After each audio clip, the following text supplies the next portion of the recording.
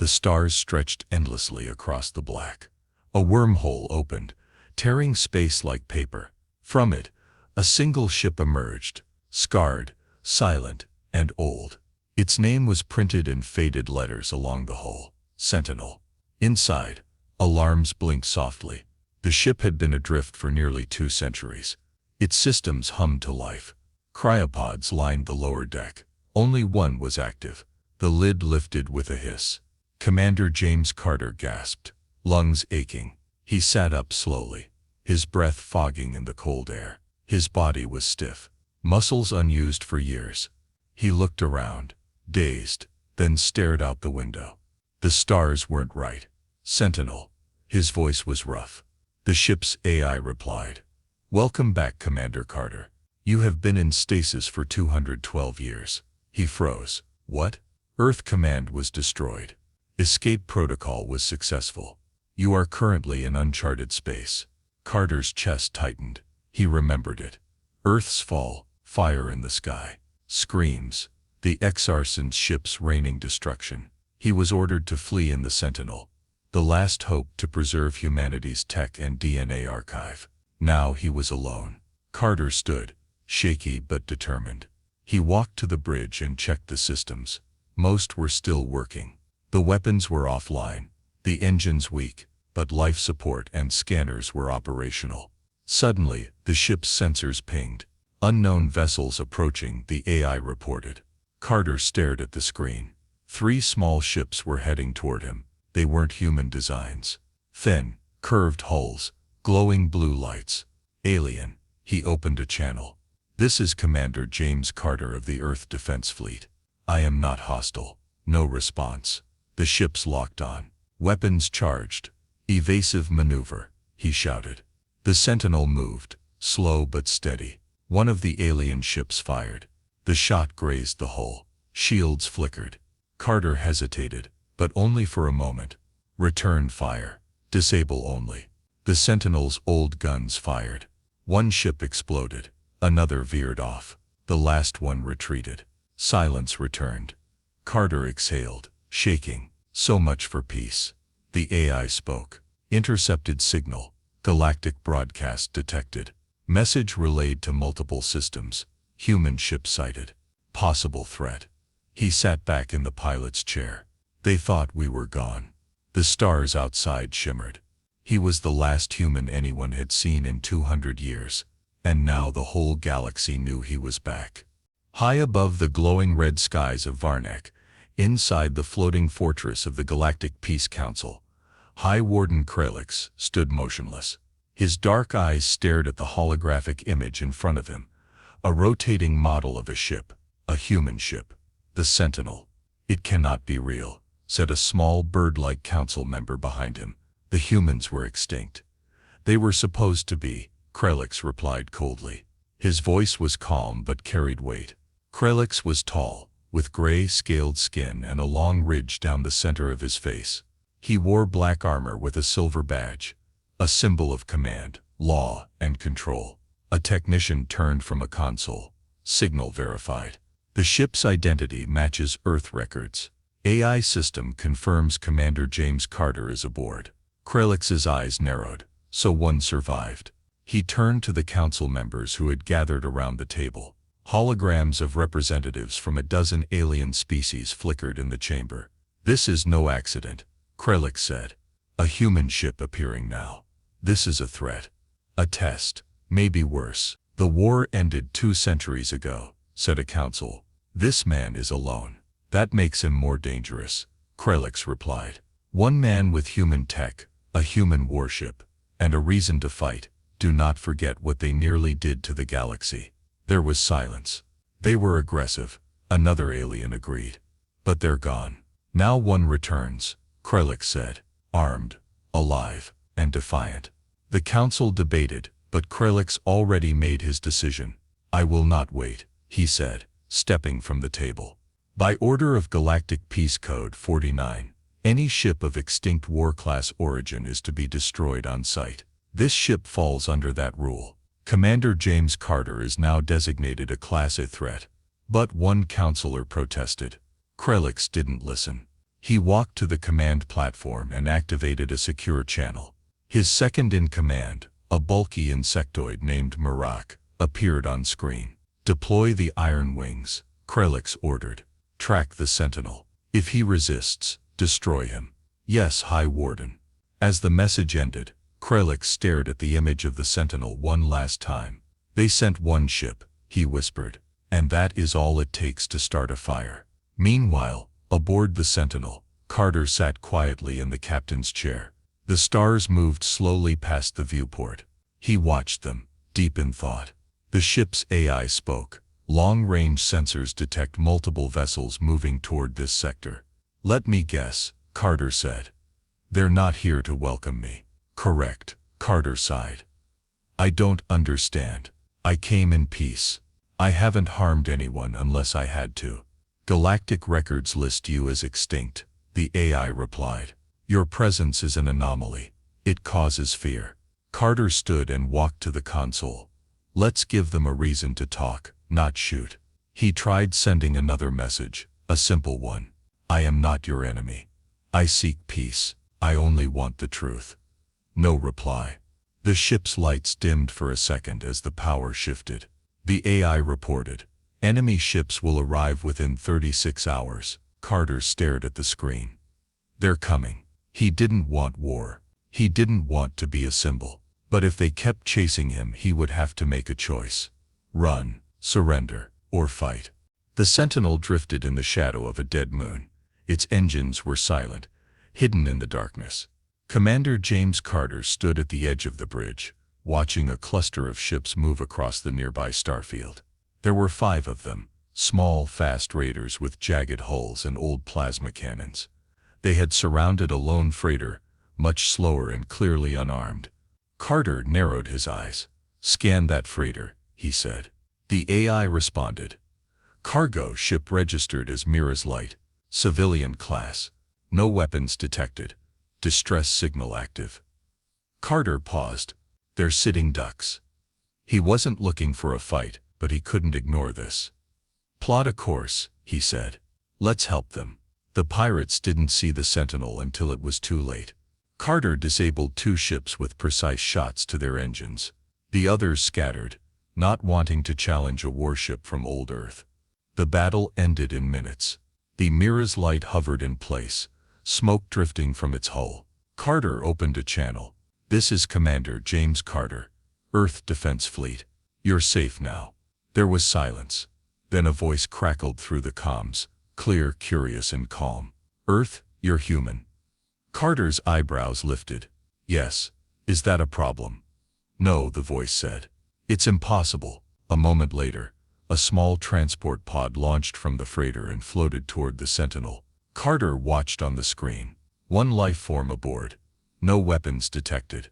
The pod docked. Airlock cycled. The door opened. A tall alien woman stepped out. Her skin was pale blue, and her eyes were deep gold. She wore a long coat and a small satchel slung over her shoulder. She moved carefully, but without fear. "I'm Lyra," she said. "Historian."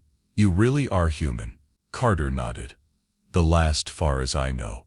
She studied him with wide eyes, as if seeing something from a storybook. "I've spent my life studying the human wars. According to the records, your people were gone, erased, wiped out to the last colony." "Yeah," Carter said quietly. "That's what they wanted you to believe." They walked to the bridge. Lyra looked around, amazed. "This ship, it's legendary tech. Earth ships like this fought dozens of fleets at once. Some say your kind couldn't feel fear." Carter gave a small laugh. "We felt plenty. We just didn't stop." Lyra sat down, opening her satchel. She pulled out a small tablet and began tapping. "I don't think you're here by accident," she said. "The galaxy's on edge. The peace is fragile. Your return could break it. Or fix it," Carter said. Lyra looked at him.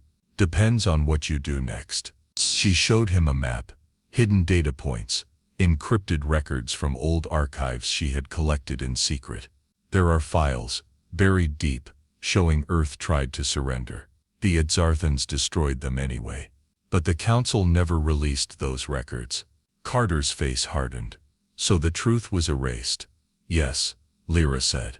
And if you reveal it, the galaxy might turn against the Warden. Carter stood slowly. They already think I'm dangerous. If I sit still, they'll kill me anyway. Lyra looked at him.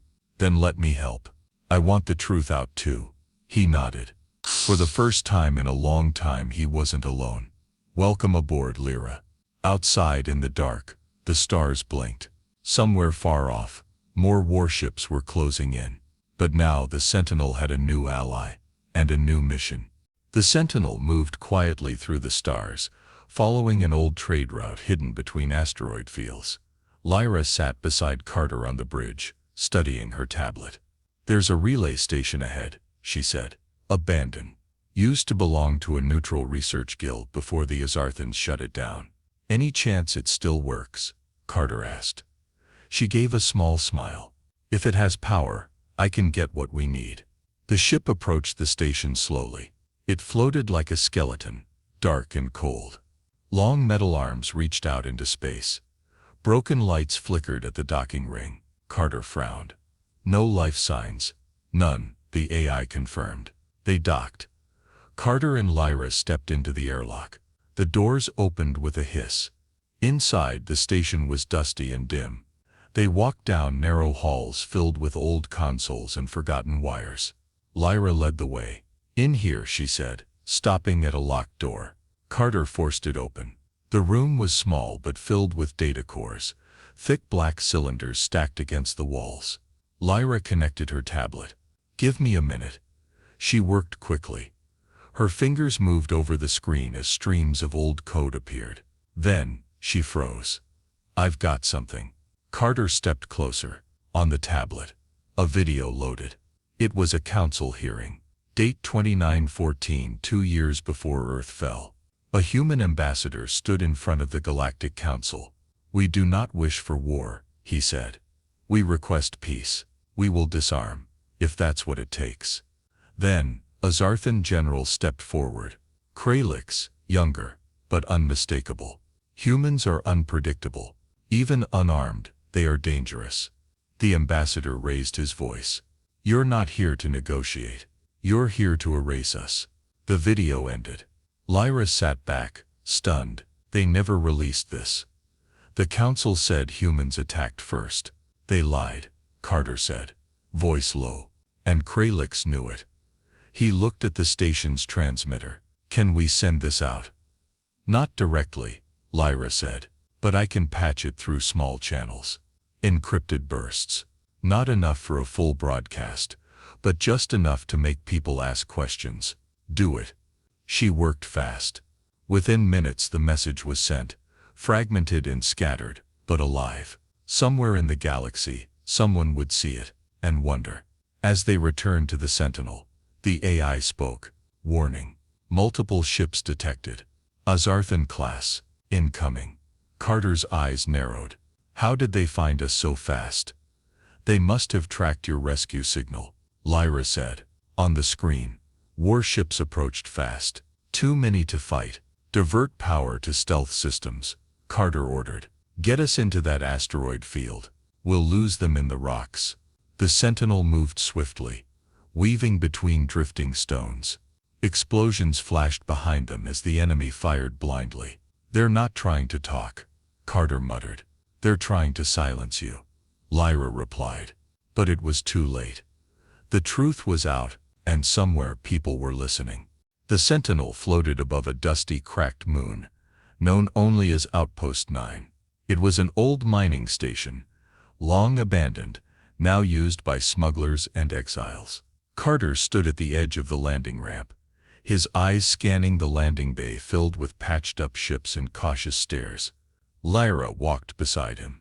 Word spreading, she said. Your message is being shared in secret circles. People are asking questions. Carter gave a small nod. That's something. They stepped into a quiet hangar office. Inside waited 3 alien captains, each from different species, each with their own ships and crews. The first to speak was a large reptilian named Drogar. I saw the message, he said. I don't like being lied to. The second was a soft-spoken woman from a waterborne species, Captain Vena. If the Council erased the truth once, they'll do it again. We want change. The third, a cyborg pilot named Kef, leaned forward. You've got the only ship that scares them. We want to stand with you. Carter looked at them all. This isn't about revenge. It's about exposing the truth and ending the fear that controls this galaxy. They agreed. By the end of the day, 3 ships followed the Sentinel out of Outpost 9. Over the next 2 weeks, more joined. Some were smugglers. Others were former military officers or traders tired of Council lies. Lyra helped organize the data leaks, sending out parts of the truth across low-band signals, hidden in trade codes and cargo manifests. People listened. The Warden noticed. Across the galaxy, High Warden Krelix stood before the Council once again. They gather like a disease, he growled. This man spreads chaos, not peace. One counselor asked, why do they follow him if he's so dangerous? Krelix snapped, because they believe him, and that makes him more dangerous than any weapon. Back near the Outer Rim, Carter received a coded message. A Sarthan base near a system called Zephyr's Ring had gone dark. It stored fuel and communication logs, used to control trade routes and patrols. Carter gathered his new allies. If we take that station, he told them, we prove we're not here to destroy. We're here to free. The plan was simple. Disable the station's main power without killing anyone, then broadcast the truth using its long-range antenna. They moved at night, through the system's asteroid belt. Carter led from the front, the Sentinel at full stealth. Lyra monitored the defense systems while Kef and Vena targeted shield generators. Drogar's crew jammed communications. It worked. The base went dark. They entered without resistance. The staff surrendered quickly. Many of them had already seen Carter's message. Lyra activated the broadcast tower. This time the full truth went out, unedited. The Council's betrayal, the lost Earth surrender. Krelix's own words. Millions saw it. The galaxy shook. The Council tried to block it, but it was too late. It had spread too far, too fast. Carter stood on the deck of the Sentinel, watching the transmission end. We didn't fire a shot, he said, but we just won a battle. Lyra stood beside him. Now they'll come for you harder than ever. Carter nodded. Let them. I won't run. In the distance, new ships were arriving. More volunteers, more believers. The rebel fleet was growing.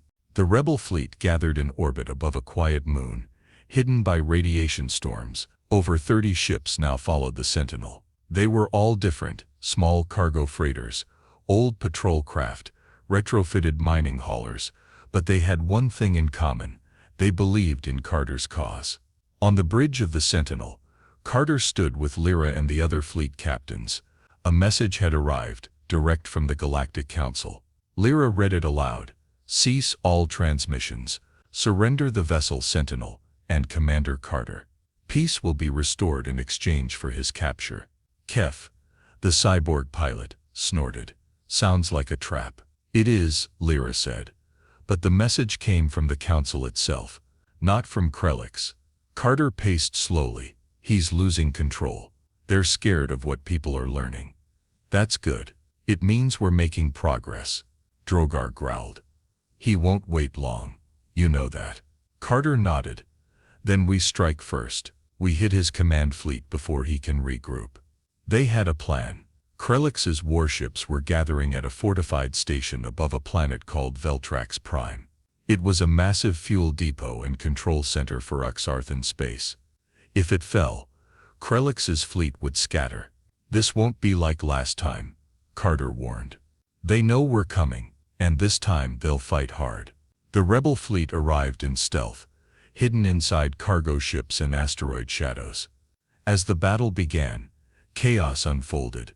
The Sentinel led the charge, disabling the outer guns with precision.